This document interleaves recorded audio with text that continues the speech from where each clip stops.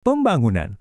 Kita semua sering dengar kata itu kan? Kedengarannya bagus, penuh harapan, kemajuan, modernisasi, hidup lebih baik. Tapi, ada satu pertanyaan penting yang sering kali luput. Pembangunan ini sebetulnya untuk siapa? Nah, dalam beberapa menit ke depan, yuk kita coba bedah pertanyaan ini bareng-bareng. Dan ini dia inti masalahnya. Ketika modernisasi dan pembangunan ketemu sama tradisi, siapa sih yang sebetulnya diuntungkan? Dan siapa yang dirugikan? Di satu sisi, jelas ada dorongan besar buat kemajuan ekonomi negara.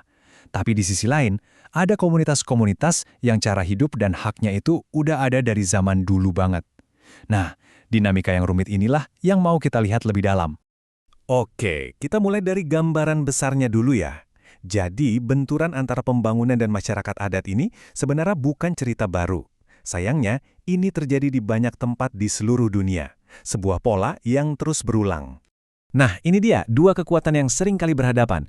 Di satu sisi, ada tujuan mulia dari pembangunan ekonomi. Ya, tujuannya untuk kemajuan nasional, untuk kesejahteraan kita semua. Tapi, di sisi lain, ada yang namanya kedaulatan ulayat. Gampangnya, ini adalah hak masyarakat adat atas tanah leluhur mereka. Hak untuk ngatur hidup mereka sendiri. Ketika dua kekuatan ini ada di jalur yang sama, ya benturan jadi hampir nggak bisa dihindari. Biar nggak ngawang-ngawang, kita langsung aja lihat contoh nyatanya. Kita akan lihat studi kasus yang dialami oleh suku Wiagar. Oke, jadi ceritanya begini. Lokasinya di Sumuraman. Pemerintah punya program bagus nih, namanya Pembangunan Kampung Nelayan. Targetnya khusus untuk suku Wiagar. Kalau dilihat sekilas, di atas kertas, wah kedengarannya ini solusi yang keren banget kan? Tentu dong, setiap program pembangunan pasti datang dengan iming-iming atau janji-janji kemajuan. Nah, mari kita lihat, apa aja sih yang sebetulnya dijanjikan ke suku Wiagar ini? Coba kita lihat ya, janjinya itu konkret banget. Bakal dibangunin dermaga, tambatan perahu, sampai rumah yang layak huni.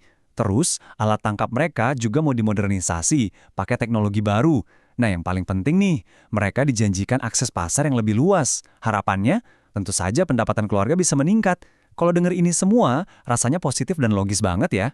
Intinya, program ini digadang-gadang jadi jalan pintas buat menstimulasi ekonomi lokal dan ujung-ujungnya, ya ningkatin kualitas hidup masyarakat suku Wiagar itu sendiri. Sebuah visi yang jujur aja sangat optimistis.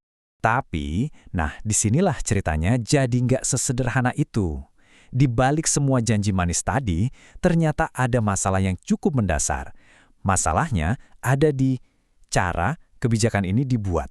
Kutipan ini menjelaskan semuanya. Kuncinya ada di dua kata, diputuskan sepihak. Maksudnya apa? Yaitu, keputusannya dibuat dari atas, tanpa ngobrol dulu, tanpa melibatkan komunitas yang hidup di sana, yang bakal merasakan langsung dampaknya. Nah, ini dia sumber masalahnya.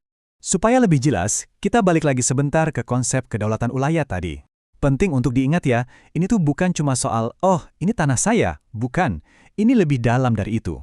Ini adalah hak berdaulat sebuah komunitas untuk ngatur sumber daya mereka sendiri, untuk menjaga cara hidup tradisional mereka.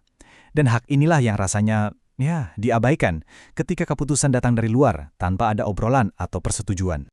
Dan ini poin yang paling krusial. Jadi masalahnya itu sebetulnya bukan karena suku Wiagar menolak pembangunan, bukan karena mereka anti-modern, sama sekali bukan itu. Masalahnya ada di prosesnya, di bagaimana keputusan itu dibuat. Ini soal proses yang nggak menghormati kedaulatan mereka atas tanah dan masa depan mereka sendiri. Terus gimana dong?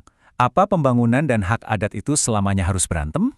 Nah, ini yang membawa kita ke pertanyaan selanjutnya. Bisakah kita mencari jalan tengah?